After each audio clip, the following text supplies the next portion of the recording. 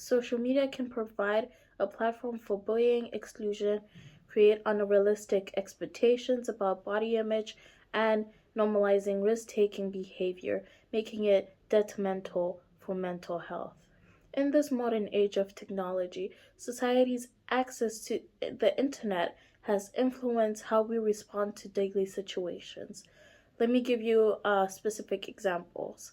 Like, technology has changed how bullying works. Bullying used to be face to face interactions with witnesses and victims, and they had power to take action and get away from the bullying.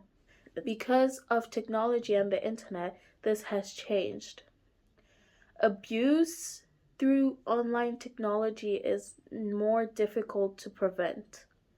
Victims do not Victims do not know how to stop digital harassment uh, uh, without quitting the internet altogether. The age group that suffers the most is the youth.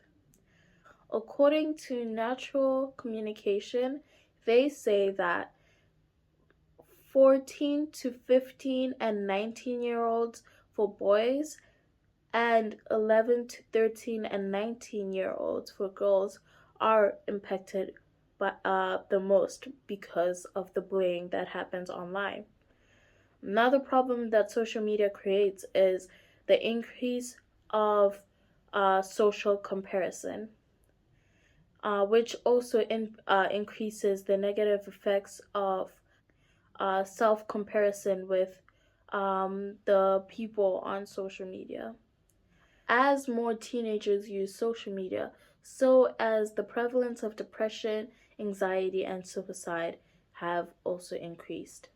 Not only that, social media also promotes insensitivity among its users.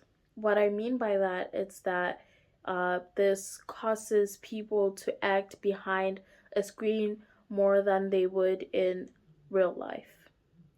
It gives these online users a fake sense of confidence to act without any fear of consequences or punishments. And social media users are quick to incriminate others, and it creates this reality that content creators don't have enough freedom to do what they want without people blaming them or critiquing them for the smallest mistakes. These people who create content for our entertainment are afraid to get cancelled or judged by the smallest things. And it also creates a toxic atmosphere around these platforms and can also contribute to the negative um, effects of social media. Individuals on social media fail to consider how they would feel if they were in the same position. We need to learn to shift to make the difference between our actions in person and how we behave online smaller, because as a society, we should not normalize this behavior. Okay, so we get it. Everyone understands that they should not be using social media, but you do it again and again and again. Why?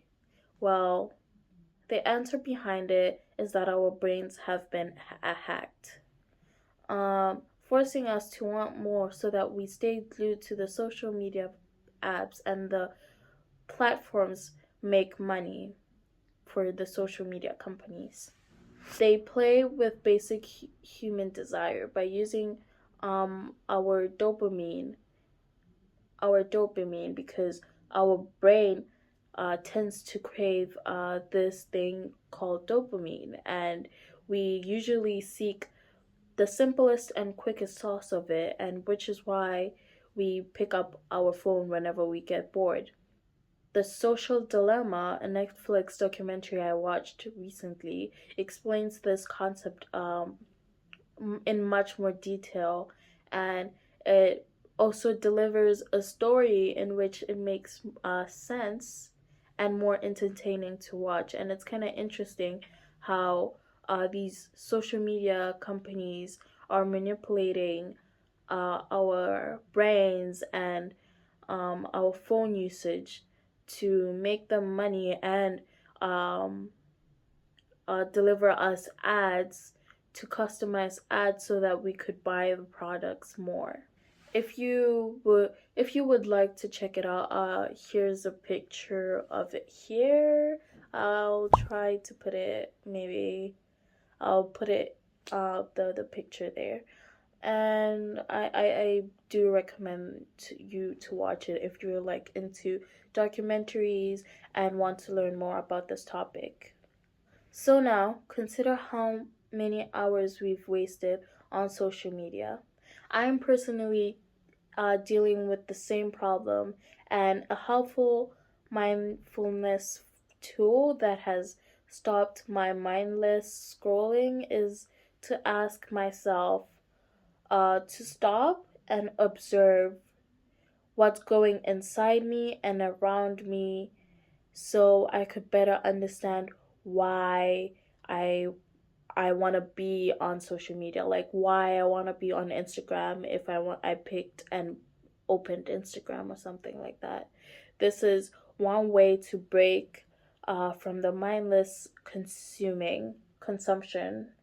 Um, and for me, if it gets overboard, I usually end up deleting the app until I regain self control.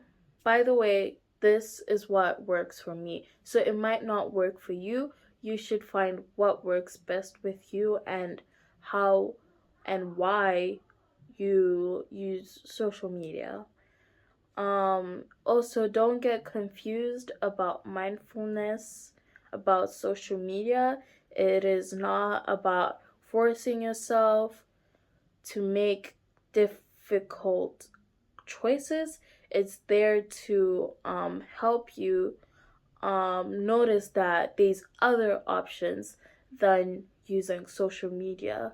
Like, if you just stop and think, saying, oh, I have homework, maybe I should do that, then be on my phone using TikTok or Instagram. So it's just to make you aware and notice the steps that you're taking, that oh, I'm using my phone, maybe I should rethink on why I'm using it. So it helps you to rethink the choices that you're currently making, and you're not just going on your phone mindlessly without knowing.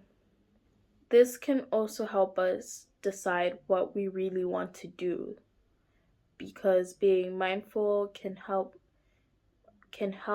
see where we want to go and what we are currently doing. So this has personally helped me, so I recommend it. You try it. If it doesn't work, try something else or search other videos on YouTube. um, just stay just try to be in control of yourself when using social media. That's one main message that I want to deliver you to you. Yeah. um Other examples of ways to not mindlessly be on social media is setting a daily amount of usage on the platform and staying busy with activities um, outside, like at school, or having fun with friends, like basically such stuff can be helpful. And final message is that we at YAF, would wanted to make this video to raise an awareness about the youth's health and potential solutions. Um, Mental health is very important, especially for the youth.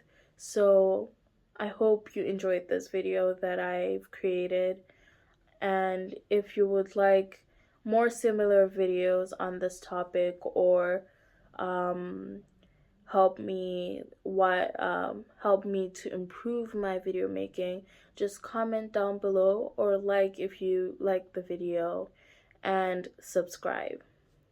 Thank you.